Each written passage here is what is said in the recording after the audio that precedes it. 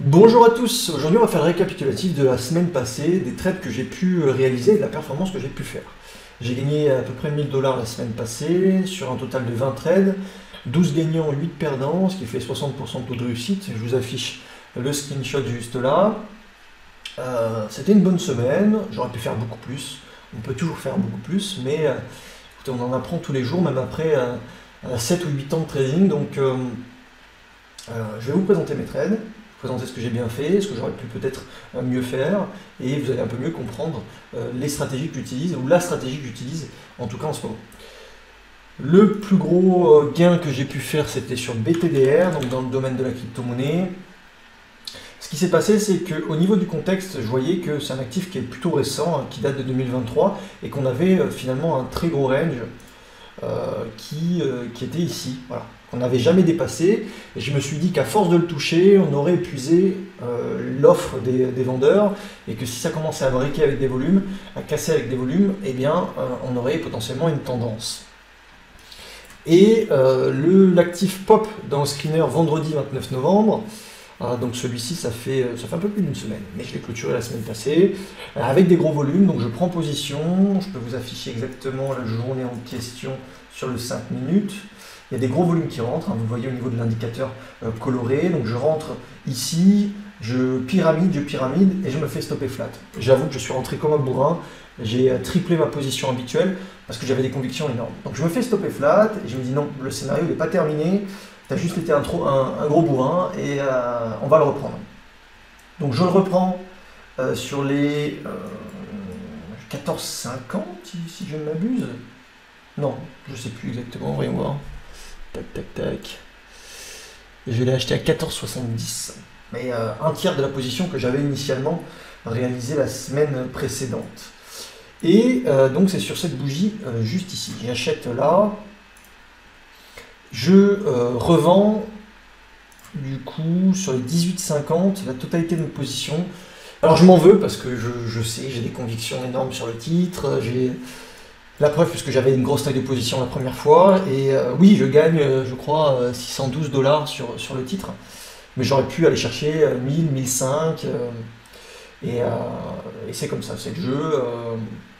C'est vrai que je suis assez méfiant sur les tendances en ce moment parce que un coup, on va avoir du flux sur 3-5 jours pendant une semaine, et puis pendant 2-3 semaines, ça va pop 1-2 jours, et puis ça va rien donner de plus. Donc c'est vrai que je suis assez rapide dans ma prise de profit, et c'est vrai que là, j'aurais pu tenir un petit peu plus, étant donné les convictions que j'avais sur le titre. C'est un fait que je dois prendre en compte, et je dois m'améliorer là-dessus. On est toujours en phase d'amélioration. Notamment sur la gestion, c'est le plus important.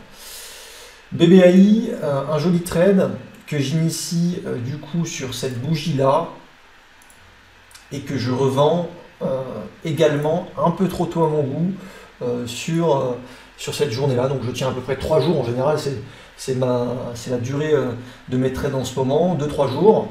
Et bon, on voit le pré-market, on est déjà rendu sur les 4, sachant que j'avais pas mal d'actions, j'ai renforcé à plusieurs reprises. Donc écoutez, je gagne à peu près 200 dollars sur le titre, mais j'aurais pu gagner 500 dollars si j'avais décidé de tenir un petit peu plus. Là aussi j'avais des convictions, mais vous savez, c'est pas deux exemples comme ça qui évidemment nous frustrent parce qu'on aurait pu gagner beaucoup plus, qui vont faire une méthode de trading. La plupart du temps, les actifs vont pop 1, 2, 3 jours et ça va dégueuler, ça va dégonfler, excusez-moi du terme. Et donc, il vaut mieux capitaliser plusieurs fois sur un mouvement moins ample, moins important, que d'aller chercher l'exception qui est apparemment BBAI à ce jour-là. Donc je pense que c'est à la fois une mauvaise et une bonne chose, dans le sens où effectivement sur des actifs où il y a des thématiques sexy comme l'intelligence artificielle, les crypto-monnaies, je pense qu'il faut étaler et tenir ces trades un petit peu plus longtemps que ce que je fais.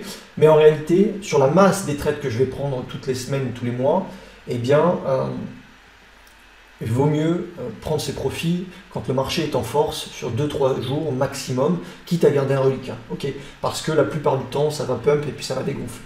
Donc, une situation exceptionnelle sur le marché ne fait pas une méthodologie. On joue les probabilités. Les probabilités, en général, ce sont sur les 3 premiers jours d'explosivité. Et après, soit le mouvement se poursuit comme sur BBAI, soit il est assez... soit il fade. Voilà. et la plupart du temps ils fanent. Donc c'est pour ça que j'ai pris mes profits assez rapidement. Pareil sur GRR, je rentre sur cette journée-là et je sors sur la journée même. Je fais du day trading en ce moment quasiment, où je tiens 1 ou 2 jours. Je suis assez frileux sur le fait de tenir des positions en swing trading plus de 3 à 5 jours. Pour les raisons que je vous ai évoquées, le contexte de marché devient perché. On a quelques jours de relais en ce moment, c'est vrai, c'est le cas. Mais les dernières semaines, il y a un mois et demi, c'était vraiment dur d'aller chercher le relais qu'on peut avoir aujourd'hui. Donc il faut s'adapter. Soit on décide de prendre qu'une partie du mouvement et on est OK avec ça. Donc ça a été le cas sur GRR. Je pense qu'on va aller plus haut au vu du contexte, mais écoutez, je suis content de mon trade et j'ai très peu de pertes cette semaine. Ok, pareil sur Ginkgo Solar. C'est un trade que j'aurais pu garder un petit peu plus effectivement aussi. De toute façon, c'est le constat que j'ai fait cette semaine. Je suis rentré ici et j'ai revendu le jour même. Non, le lendemain.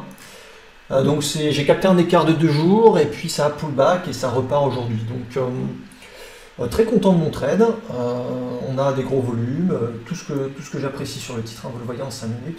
On a des gros volumes qui rentrent. Donc l'indicateur de volume que j'ai fait développer m'aide énormément dans mon choix d'actifs et dans ma prise de position. Et on voit que là en pré-market, bon, ça va aller potentiellement plus haut. La Chine reprend du poil de la bête, c'est une rotation sectorielle sur la Chine. Donc voilà. Je vais être très content. Moi je fais des allers-retours, j'ai pas de stress plus que ça.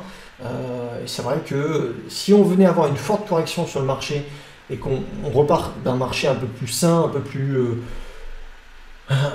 voilà, un peu plus jeune, voilà, une tendance jeune, là je tiendrai mes positions. Là je suis plus dans le fait de capter de l'intraday, des écarts sur 1, 2, 3 jours maximum. Ce qui me fait rater ces mouvements-là, mais tant pis, la plupart du temps il n'y a pas ce genre de mouvement quand on se situe dans ce type de cycle haussier. HIMX, un autre titre que j'ai travaillé, que j'ai acheté ici, il y avait du volume, regardez, du volume.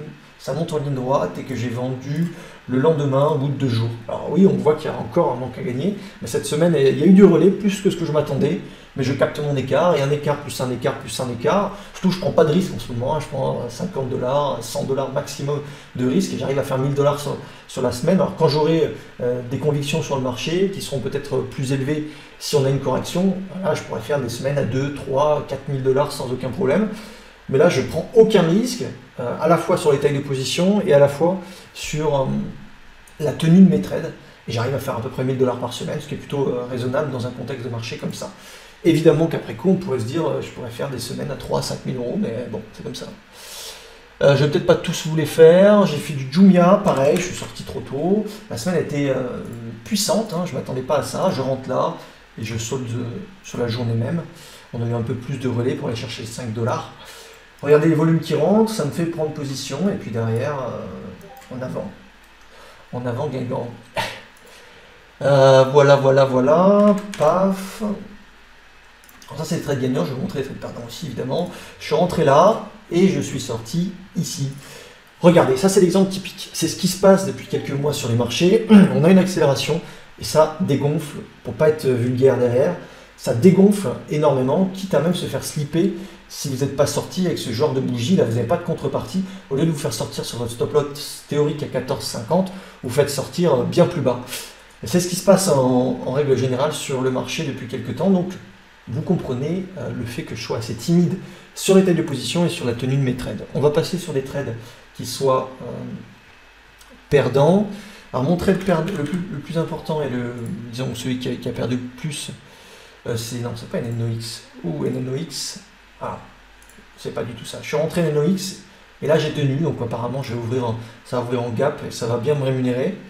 Donc ça va être un joli trade que j'ai pas encore clôturé, qui va se clôturer j'imagine aujourd'hui. Non, c'est pas celui-ci. J'ai joué l'intelligence artificielle sur un autre actif la semaine passée. Je suis rentré comme un bourrin. Des fois je rentre comme un bourrin. Et là, ouais, là j'avais une belle position. Mais j'ai fini légèrement perdant. J'ai perdu 119 $. J'aurais pu en gagner facilement 1000, 1500 sans aucun problème. Et c'est le lendemain que ça part. Bon, écoutez, c'est comme ça, c'est le jeu. On va pas se flageller. Moi, je pense ça avec le smile, avec la banane, parce que je sais exactement ce que je dois attendre du marché. Les mouvements hyper violents et hyper dynamiques, si je suis dedans, tant mieux, mais ça fait pas la norme C'est pas la norme sur le marché, donc ça fait pas une stratégie, encore une fois.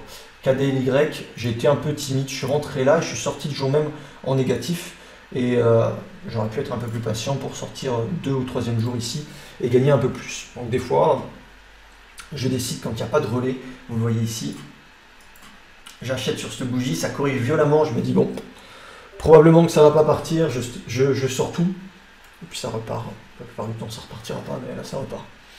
Donc, en fait, le fait de revoir vos trades, ça vous fait mûrir dans votre gestion. Vous comprenez qu'il y a souvent soit des erreurs que vous répétez, soit des patterns de comportement que vous répétez, qui sont bonnes ou mauvaises. Hein. Prendre ses profits très tôt, c'est pas forcément une mauvaise chose.